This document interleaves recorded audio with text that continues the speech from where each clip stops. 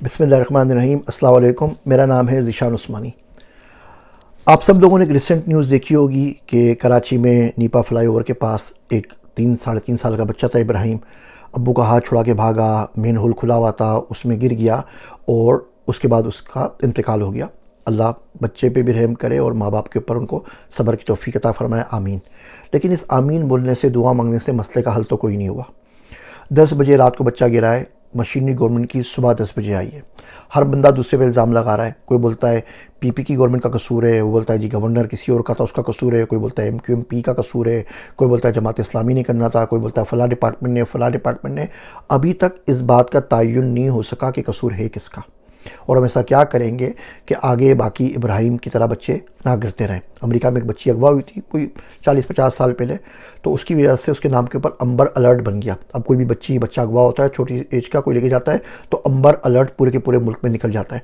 हमारे पास ये इब्राहिम अलर्ट कब बनेगा हमें नहीं पता, लेकिन ये मसले का हल नहीं है। तो हम आज बात करने हैं कि मसले का हल क्या होगा। उस मसले का जो इसका हल है वो है बबलू की माँ। अब बबलू की माँ कौन है, इसके लिए मुझे आपको एक कहानी सुनानी पड़ेगी। अच्छा, ये कहानियाँ होती ना, ये कहीं ना कहीं किसी ना किसी तरह सच होती है। उस दौर के लोग वो सच सुनना नहीं चाहते, तो कहने वाले ने कहना होता है। कुछ लोगों का ज़मीर बड़ा हसास होता है, दिल बड़ा हसास होता है, वो अगर कहे नहीं तो मर जाए। तो यहाँ तो इस तरह आके बेचारे यूट्यूब पे बैठ जाते हैं, यहाँ बेचारे रोने लग जाते हैं कि कोई ना कोई कहीं ना कहीं तो फ्रस्ट्रेशन बाहर निकले, यहाँ बेचारे लिखने लग जाते हैं, यहाँ कुछ करते हैं तो कहानियों का रंग दे देते हैं। तो बिल्कुल इसी तरीके से ये एक सच्ची कहानी है। तो कोई गाँव, गए वक्तों का ज़माना है, कोई गाँव होता है, उसके बराबर में कोई जंगल होता है। अब जंगल के जो जानवर होते हैं वो जब देखते हैं गांव में इतने सारे बच्चे हैं, तो वो ज़्यादा मस्करी करने लग जाते हैं। तो कोई ना कोई जानवर आके कोई ना कोई बच्चा उठा के ले जाए। कभी तेंदुआ आके बच्चे को हलाक कर दे, कभी कोई शेर आ जाए, कभी कोई चीता आ जाए, कभी कोई लक्कड़ भग्गा आ जाए, कभी कोई कुत्ता ही आ जाए, कभी कोई रीछ आ जाए, और गाँव वाले के बच्चों की शामत। अब जैसे जैसे वाक़यात होते रहे, वो सारी के सारे गाँव वाले अपने पास रूल्स बनाते चले गए। रूल्स गांव की सतह पे बनने शुरू हुए, गलियों की सतह पे बनना शुरू हुए, घर की सतह पे बनना शुरू हुए। गांव के बाहर आउटस्कर्ट्स में बच्चे जानवर उठा के ले आते थे, तो लोग आउटस्कर्ट्स में नहीं जाना। रात में बच्चे जाते थे तो उन्होंने रात में बच्चा बाहर नहीं निकलेगा। दिन में बच्चे उठाए जाने लगे तो उन्होंने जी दिन में भी बाहर नहीं निकले, अपनी गली में रहो। गली से बच्चा जाने लगा तो बोला घर में रहो। घर से बच्चा जाने लगा तो बोला जी छत पे रहो या कमरे के अंदर रहो, इससे भी बाहर नहीं निकलना। लेकिन इसका कोई सोल्यूशन मिल नहीं सका। वो सारे के सारे होते हैं। अच्छा, जिसका बच्चा चले जाए, वो माँ रो रही थी, जिस तरह इब्राहिम की माँ रो रही थी, इस तरह उनकी माएँ रोती, सीना को भी करती, दुआएं मांगती, लेकिन ना किसी की दुआ असर कर रही थी भाई, ना किसी का रोना असर कर रहा था, और कुछ नहीं हो रहा था। उस गाँव में एक चौधरी होता है, एक वडेरा होता है, कोई बड़ा होगा गांव का।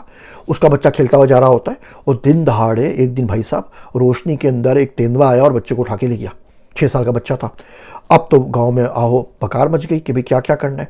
खैर सारे लोग जमा हुए, जितने भी उसके बंदे थे, नौकर चाकर थे, वो गने वने लेके निकले। गांव वालों ने असला तकसीम कर दिया कि जाए। 3-4 घंटे में बच्चे की कटी फटी लाश मिली, उसको लाके दफना दिया। उसकी माँ भी ऐसी रोई जैसे सब माँ की रोती। उस बच्चे का नाम बबलू था, तो बबलू की माँ ने रोना शुरू कर दिया। उसके बाद क्या हुआ, सारी सरकारी मशीनरी हरकत में आ गई। सारी पुलिस आ गई, पैरामिलिट्री फोर्स आ गई, फौज आ गई, और उन्होंने जंगल में जाके जंगल को आग लगा दी। सारे जानवर अपनी जान बचा के भागे, और जो जानवर उनको नजर आया उसको गोली मार दी।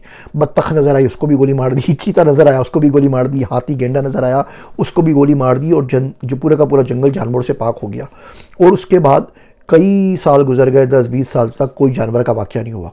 तो गाँव में बात मशहूर हो गई कि असल जो विलायत है और जो औलिया की जो सिफ़ात हैं वो बबलू की माँ के अंदर है। उसने जो दुआएं मांगी अपने बच्चे के जाने के बाद, उससे तो भैया वो बादल फट गए। वो कहते हैं ना, आ जाती है फर्श पर रहम लाने, आ जाती है फलक पर रहम लाने के लिए, बादलों हट जाओ दे दो राह जाने के लिए। वो अर्श के सतून हिल गए, और ये हो गया और वो हो गया। अब उसके बाद वो बबलू की माँ ने बाकायदा तावीज़ गंडे करने शुरू कर दिए। वो बांझ औरतों को फूंक देती, वो बीमार बच्चों के ऊपर कुछ कर देती, और वो ऐसी माँ बनी कि वो आइडियल माँ बन गई। और उसके बाद जो रावी है वो चैन ही चैन और सुकून ही सुकून लिखता है। तो हमारे पास कराची से शहर में, पूरे मुल्क में ऐसी बहुत सारी बबलू की माँ चाहिए। तो अल्लाह पाक से रज के दुआ क्या करें। जब भी किसी बड़े की मौत हो जाए ना, तो मेरा दोस्त अब्दुल्ला पूरा जानमाज़ पे खड़ा हो जाता है। मैं बोलता हूँ भैया क्या कर रहा है, रात सो जा आराम से, वो बंदा मर गया, तू जानमाज़ पे तुझे इतनी मोहब्बत है।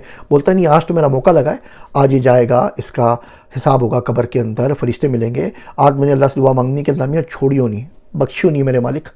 तो अब दुआ करें कि किसी बड़े का ना बच्चा इस तरीके से गटर में गिर के मर जाए, किसी जॉइंट सेक्रेटरी का बच्चा मर जाए, किसी चीफ सेक्रेटरी का मर जाए, किसी चीफ मिनिस्टर का मर जाए, किसी जनरल का मर जाए, किसी बैंकर का मर जाए, किसी बड़े आदमी का सियासतदान का बच्चा इस तरह गिर के मर जाए। वो कम वक्त यहाँ आते ही नहीं है, वो बाहर इलाज करते हैं, बाहर लैंड क्रूजर में रहते हैं।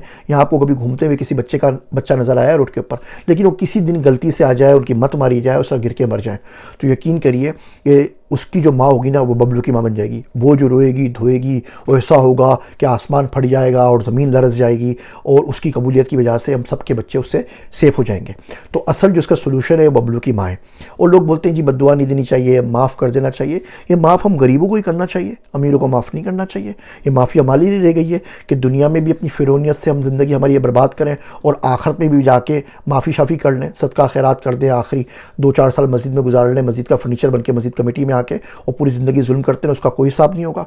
गरीब बंदा रोए भी नहीं, गरीब बंदा चीखे भी नहीं, गरीब बंदा बद्दुआ भी ना दे, और रच रच के ना बद्दुआएं दिया करें इन कमबख्त मारों को। और अल्लाह से दुआ करें कि जितनी ज़्यादा बबलू की माएँ हमारी मुल्क में आ जाएंगी, उतना ज़्यादा मुल्क हमारा संवर जाएगा। इसके अलावा रोते रहिए, पिटते रहिए, कोई सुनवाई नहीं है। जिस दर पे सुनवाई है उस दर पे तो जाके बोल दो ना, कम अज़ कम। थोड़े कहे को ज़्यादा जानिएगा, अक्लमंद को इशारा काफ़ी। मेरे वास्ते दुआ कीजिएगा। मैं हूँ आप सबका ज़ीशान उस्मानी।